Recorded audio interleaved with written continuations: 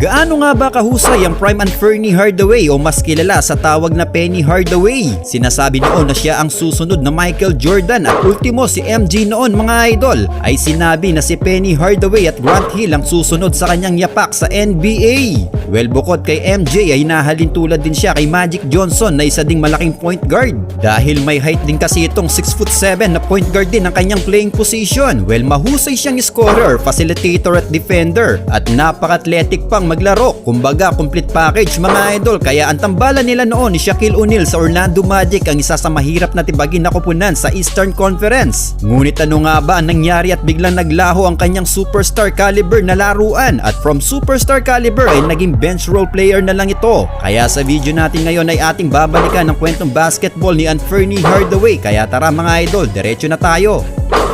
1993 NBA draft nang pumasok ang 6'7" point guard na si Penny Hardaway sa NBA. Siya ay 3rd overall pick na pinili ng koponan ng Golden State Warriors pero sa draft night din na yon nang matrade din siya papuntang Orlando Magic kapalit ng 1st overall pick na si Chris Webber. Kaya naman sa kanyang rookie season ay nakasama niya ang dominant big man ng Magic na si Shaquille O'Neal. Well, dominante na din ang Magic noon sa ilalim ng court dahil kay Shaq. Kaya ang pagkakadagdag pa ni Penny Hardaway sa koponan ng Magic ay nagsilbing napakalaking tulong ito sa koponan. Sa pagpasok ni Penny sa liga ng NBA, ang siya naman noong pagre-retiro ni Michael Jordan. Ito ang kanyang unang retirement. Kaya hindi nga sila nagtagpo ni MJ sa kanyang freshman year. Well, sa kanyang rookie season ay binigyan agad siya ng pwesto ng Magic bilang starter sa koponan. Buong 82 games ang kanyang nilaro sa kanyang unang season. Pakitang gilas siya agad mga idol nang umaverage siya ng 16 points, 5.4 rebounds at 6.6 assists per game. Nagkaroon din siya ng 190 steals na pumang-anim sa liga. Siya ay nagsilbing scorer, facilitator at mahusay na defender ng koponan. Kaya naman sa tulong ni Penny ay nakuha nga ng Magic noon ng 50-32 win-loss record at pumesto sa 4th seed.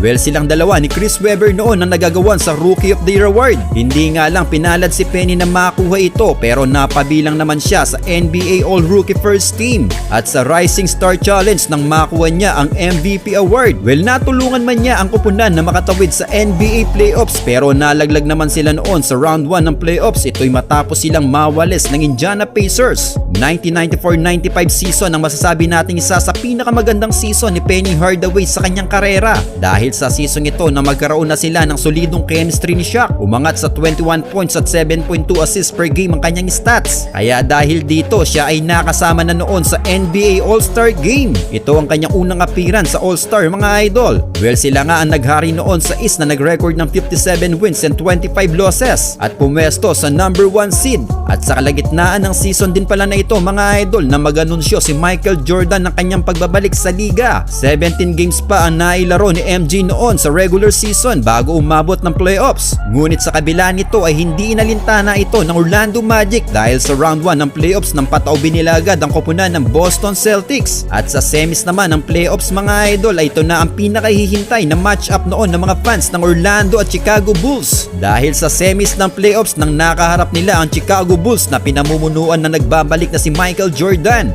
Napakaganda ng kanilang naging bakbakan mga idol. Sa game 3 ng kanilang serye nang suotin pa ni MJ ang signature shoes ni Penny, ang Hardaway Air Flight 1. Well, naging dikdigan nga ang kanilang laban, nagpalitan sila ng panalo kada laro. Ngunit game 5 nang umabante ang Magic at sa game 6 nga ng kanilang serye nang tuluyan nilang ilaglag ang pader na koponan ng Chicago Bulls. Kaya sila ang siyang tumawid noon sa Eastern Conference Finals na nakaharap naman ang nagwalis sa kanila last season ng Indiana Pacers. Well, ito ang kanilang pagkakataon noon mga idol para restbakan si Reggie Miller at ang Pacers. Mas napalaban sila ng gusto dito mga idol. Umabot ng game 7 ng kanilang serya kontra Pacers. Ngunit sa kabila nito ay mas nanaig pa din ang bagsik ng duo ng Magic na si Penny at Shaq. Kaya sila ang siyang umabante noon sa 1995 NBA Finals na nakaharap naman ang koponan na pinamumunuan ni Hakeem Olajuwon, ang Houston Rockets. Well, guess what mga idol, dahil sa tindi ng kanilang pinagdaanan sa playoffs at sa East Finals ay mukhang naubusan ng gasolina ang Magic. Dahil sa naging bakbakan nila ay hindi sila nakasungkit ng panalo. Winalis lang sila ng walang kahirap-hirap noon ng Houston Rockets. Kaya ang sanang unang kampyonato na inaasahan ni Penny ay lumipad patungong Houston Rockets. Sa sumunod na season naman, 1995-96 ay muling sumubok ang tambalang Penny at Shaq. Well, isa din ang season ito sa pinakamagandang season ni Penny mga idol dahil umaverage siya rito ng 21.7 points per game. Nanatili silang top contender sa East na nagkaroon nagkaroon ng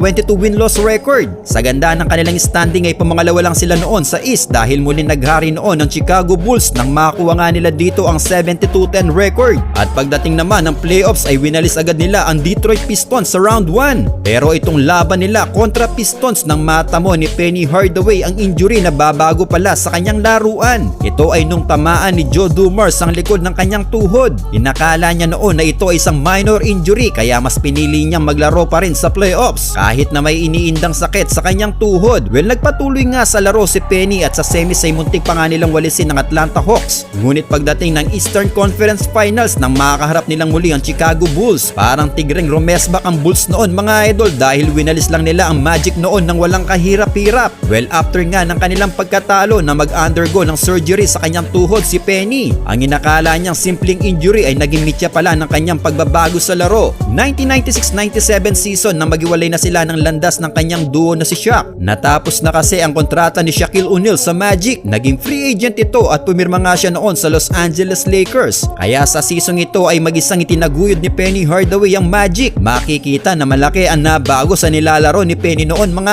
idol. Nawala ang kanyang explosiveness sa court. Ngunit dahil wala na nga si Shaq sa kanilang kupunan ay kinakailangan niyang maglaro ng mas mahabang oras para pamunuan sa opensa ang kupunan. Well, naitawid pa naman noon ni Penny ang Magic sa playoffs na pumesto sa 7th seed. Game 3 sa kanilang round 1 ng playoffs kontra Miami Heat nang pumuntos pa si Hardaway ng 41 points. Ngunit hindi pa din ito sumapat para maitawid ang kupunan sa semis dahil nilaglag sila ng Heat noon sa round 1. Sa pagsisimula ng 1997-98 season ay maagang na-frustrate si Penny dahil kinakailangan na naman niya mag-undergo ng second surgery sa kanyang tuhod. Pero sa kabila ng kanyang injury ay naboto pa din ito para maging starter sa All-Star Game. Ito na ang kanyang 4th consecutive appearance mga idol. Well, marami nga ang naglabasan na kritiko noon ni Penny mga idol dahil hindi pa siya 100% na nakaka-recover sa kanyang injury ay naglaro nga siya sa All-Star Game. Pero a week after All-Star Game ay ni-rolled out na siya sa remaining ng season dahil kinakailangan na naman niyang dumaan sa panibagong surgery sa kanyang kaliwang tuhod.